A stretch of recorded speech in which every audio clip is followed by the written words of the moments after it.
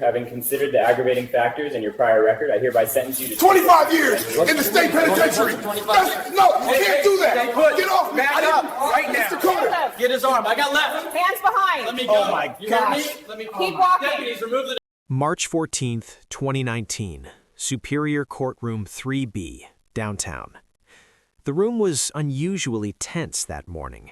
Sunlight filtered through the tall courtroom windows, casting long, pale lines across the wooden benches where reporters, officers, and a few quiet spectators sat waiting.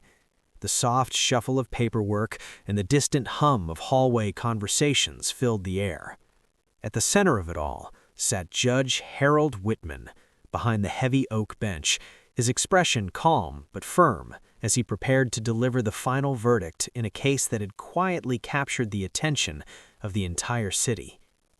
Standing a few feet away, flanked by two police officers, was the defendant, Daniel Mercer, 32 years old, tall, pale, and visibly exhausted from months of hearings and investigations. His wrists were cuffed loosely in front of him, and although he tried to remain composed, the tension in his jaw made it clear that the moment ahead carried enormous weight. The clerk called the courtroom to order. The murmurs stopped instantly. Judge Whitman adjusted his glasses and looked down at the documents in front of him before speaking. After careful consideration of all evidence presented to this court, before the sentence was even completed, Daniel's breathing grew heavier. Those closest to him could see something changing in his expression, a mixture of anger, disbelief, and desperation. Daniel Mercer had been born on October 3rd in 1986 in a small industrial town nearly 200 miles away. His early life had been marked by instability.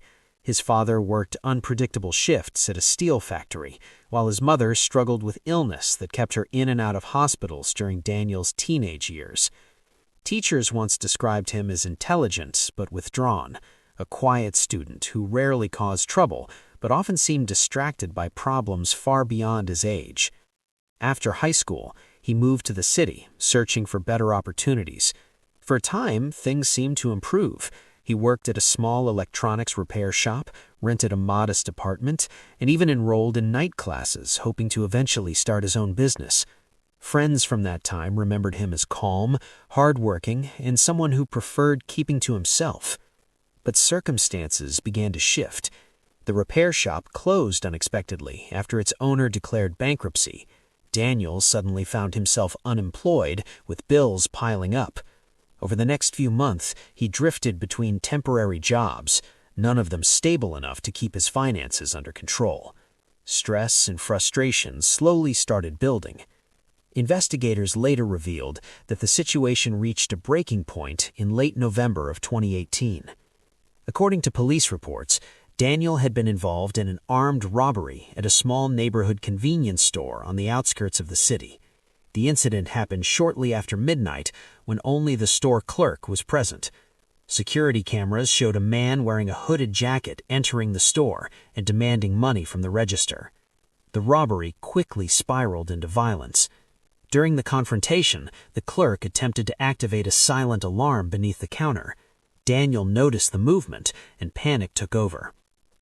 In the struggle that followed, the clerk was seriously injured before Daniel fled the scene with several $1,000s in cash. The case might have remained unsolved for weeks if not for a small mistake. Surveillance cameras outside the store captured part of a license plate on the vehicle used to escape. Detectives traced the vehicle back to a rental agency where Daniel had rented the car using his own identification earlier that day. Police arrested him 3 days later at his apartment. During questioning, he initially denied involvement, but the mounting evidence, fingerprints, camera footage, and the rental record made the situation impossible to escape. The trial that followed lasted nearly 4 months, drawing attention from local media and legal observers.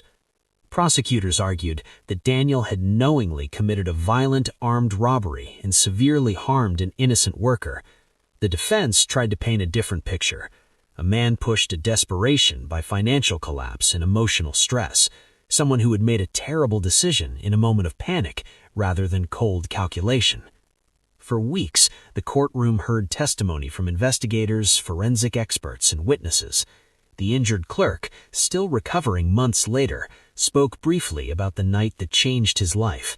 His voice trembled, but remained steady enough for the jury to understand the fear he had experienced.